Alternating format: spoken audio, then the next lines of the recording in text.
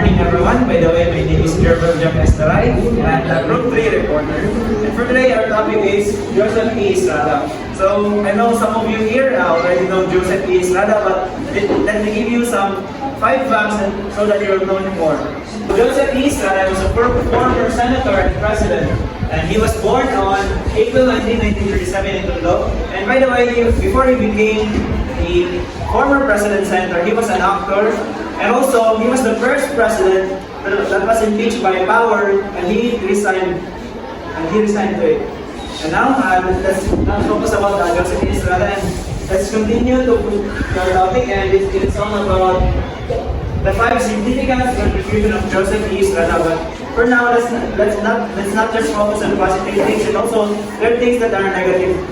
So now first, let's talk about the Philippine Clean Air Act of 1999. In President Joseph Estrada, there are 2 major legislation that he signed, were Philippine Clean Air Act of 1999 Republic Act number 8749, which was designed to protect and preserve the environment and ensure the sustainable development of its natural resources. So, what happened in the past is that as the country uses more fuel, like for example, for our electricity, and also our transportation from vehicles to motorcycles, that's why he created this number 1, the Philippine Clean Air Act of 1999. So that is very important because as our generation, as our world continues to modernize or improve, we use gasoline, and as the more vehicles we use, it creates air pollution that will affect us negatively, especially to our health and our bodies. That's why it is very important that we should protect and even to help minimize the problems in our country. Okay? Number 2 is agrarian reform or agrarian reform law. The Estrada administration provided the comprehensive agrarian reform program. So what is this CARP? So CARP is, in the past, that most of the people or most of the hacendaros own the landfills, or they own their agendas, their lands. Like for example, hacendero James, he owned 1,000 hectares, and his workers already served him for maybe almost 10 years.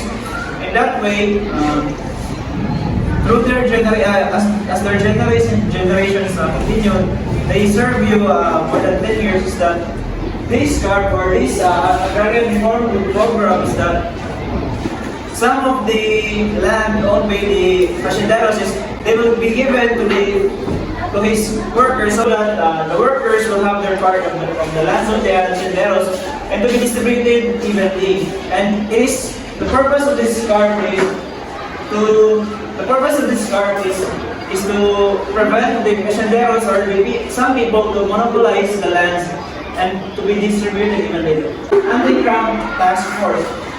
In 1998, by virtue of Executive Order number 8, President Estrada created the Presidential Anti-Governance Crime Task Force, or PAO-CTF or PAO-CTF, with the objective of minimizing, if not totally eradicating, cartel and worsening kidnapping cases in the country. So cartel and also kidnapping was one of the highest crime in the country. In that way, Estrada makes a task force to make a way or to make it lessen it. As I said earlier, is that it's not totally eradicating it, it's just to minimize it so that our country will be more safer and less crime. Number 4. And number 4 is a TEEP, or the Third Elementary Education Program. The Third Elementary Education Project, or the TEEP, aims to build the institutional capacity of the Department of Education, Culture, and Sports to manage the change process associated with TEEP. And B is to improve learning achievement completion rates and access to quality elementary education in 4 provinces. So this education system helps the elementary students to have their, as it said, improve learning achievements, completion rates and access quality elementary education in 426 provinces. So some of the provinces are the one who benefits it, but and it is until now it's continuing or nagpadayon siya.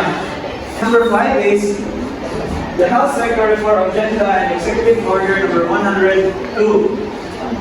President Joseph Estrada and other hand implemented the health sector reform agenda and executive order number 102 that transform the functions of the Department of Health or DOH from direct service provider to a mere regulator and monitor services.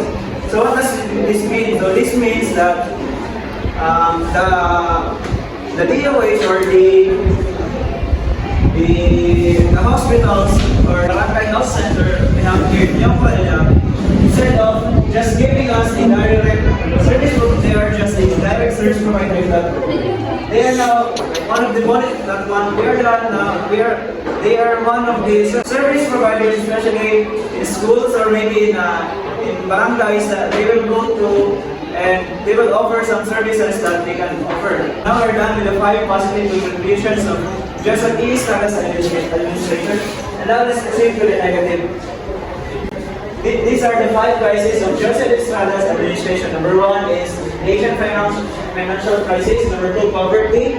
Number 3, El Nino. Number 4, war between MILF. And number 5 is graphite corruption. So let's proceed with number 1. Number 1 is the Asian financial crisis. The central bank raised interest by 1.75%.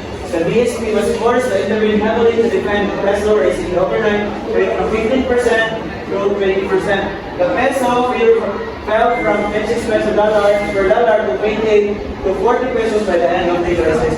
This was a big problem, especially to us Filipinos, because as we all know, we use the peso as our currency, and as I told earlier that the dollar has increased from 15% to 24%. So that's a really big difference, because from 28 peso to by the end of the crisis it became 40 pesos. So as we use our currency is peso, is that if we import things from the other countries that uses dollars, that instead of using 28 peso to have $1, so we need double the price, right? We need 40 pesos at least to have $1. So that's a very big difference and a big adjustment for us Filipinos, because as the dollars continue to rise, the more we need money, the more we need budget to have at least $1. The 40% that belongs to the lowest income rate is that they are the one who suffers mostly, especially as the prices of the necessities rises, they need more money to buy their needs. That's why this poverty is a very big problem, even to our current administration, the Marcos administration. And now let's proceed to the number 3. And the number 3 is El Nino. El Nino led to many problems in the country, one of which is the serious growth of lands in the rural areas that caused the unemployment of the farmers and the rises of the price of the rice. So, if maybe some of you here doesn't know, El Nino is a phenomenon where the sun is getting too hot and then there is less rain. So what will happen is that the land will be dry, and or maybe it causes drought, and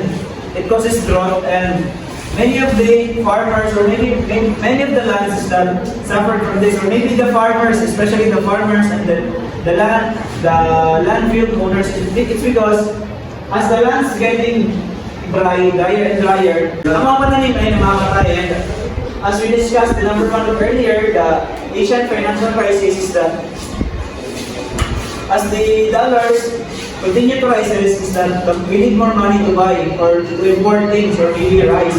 And now, as we have this El Nino, is that what happened is that most of the Filipino magsasaka is that they lost their lands or they lost their pananim. So what happens is that we import rices from the other country, And as we reports that the more budget we need because of the Asian financial crisis. And as I said earlier, is that from the first place is that we just only need 28 pesos, but now after the crisis is that we now need 40 pesos to at least $1. At least to have $1. So it's very very big problem, especially to that administration because nagkasabay sila and that's what happened. So El Nino and the Asian financial crisis is also part of the biggest problem that Estrada's administration faced. Now let's focus on number 4. War against MILF or the Moro Islamic Liberation Front or the MILF. During the Ramos administration, a cessation of hostilities agreement was signed between the Philippine government and as I said earlier, the MILF. This was obtained by series of peace talks and negotiations in Estrada's administration. However, Moro Islamic Liberation Front group seeks to be an independent Islamic state from the Philippines. So, from what I said earlier, is that the MILF is that doesn't want peace talks. They want to fight, or they want to go to fight for what their beliefs, or their beliefs is that they want the Philippines to be an independent Islamic state. So, this is one of the biggest problems, especially with administration of Estrada face. So, even sa administration of the Rodrigo Romualdez, we still face this problem, especially to those MILF that doesn't want peace, or they want blood, or they want to conquer this Philippines, our country. So it is very important that this war should be ended. Why? Because as the war continues, is that the civilians or the people who are living in the area, or give example, the Marawi, is the people in Marawi is that they're the one who suffer the most. Why? Because they lost their house, their livelihood, even lost some of their families because of the war. Graft and corruption. So as we all know, graft and corruption is very popular and very common issue that we have faced, especially in Philippines, and not just in Philippines, but even in other countries. They have their graft and corruption. For example, Japan, America, even America have their graft and corruption problems. And now let's focus about this. Graft and corruption was pretty eminent, not just during Estrada's administration, just as I said earlier, that graft and corruption is the common problem, especially not just in our country, but especially in other countries too. Obviously, you all know that Estrada was sanctioned to have been getting or robbing money from the government funds to use for his own personal interest. That's why he was impeached through his blunder and perjury case. So this is the reason why Estrada was impeached, and he resigned to it. And now, graft and corruption is very common. As I said earlier, that graft and corruption is a very common problem, especially to our country. It's because as the more people have this power, the more people will use this power to have the money, or to use the money of these civilians, or the tax users, or the taxpayer, and use it for their own personal interest. So it is one of the biggest problems that not just administration of Estrada face, but also even in our current administration. So it's very important that this graft and corruption should be stopped. Why? Because if this problem continues, that all of us are the one who suffer, and those who's in power is the one who gain the benefits. So graft and corruption is very big and not easy to solve. And this was the reason, as I said earlier, this was the reason why Estrada was impeached. It is because of graft and corruption, and he resigned for his position as President of the Philippines. So that was all, and we are already done talking about the administration of President Estrada. I hope you learned something. I hope you gained something, or you gained some facts. I hope I hope you learned something, and let's all continue.